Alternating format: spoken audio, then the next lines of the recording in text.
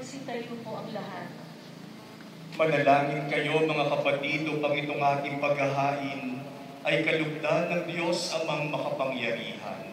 Tanggapin nawa ng Panginoon itong paghahain sa iyong mga kamay, sa kapurihan niya at karangalan, sa ating kapakinabangan at sa buong sambayan niyang banal. Ama naming lumikha, ang paghahain ito na nagdudulot sa amin ng ganap na pagsamba sa iyong kadakilaan ay maging lubos nawang pakikipagkasundo namin sa iyo upang maipagdiwang namin ng may dalisay na loob ang pinagbuhatan ng aming manunubos na namamagitan kasama ng Espiritu Santo magpasawalang hanggan. Amen.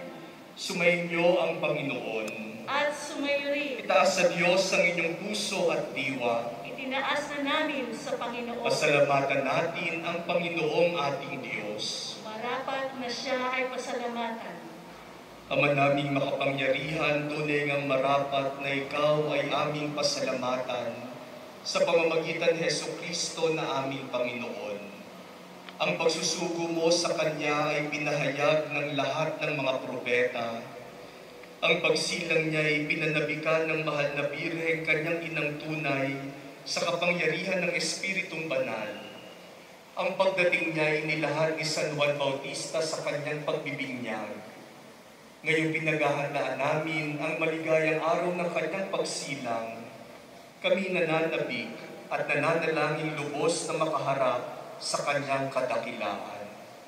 Kaya kaysa ng mga anghel na nagsisiawit ng papuri sa iyo ng walang humpay sa kalangitan, kami nagbubunyi sa iyong kadakilaan. Santo, Santo, Santo, Panginoong Diyos ng mga hukbo, napupuno ang langit at lupa ng kadakilaan mo. Hosana sa kaitaasan. Pinagpala ang naparirito sa ngalan ng Panginoon. Hosana sa kaitaasan.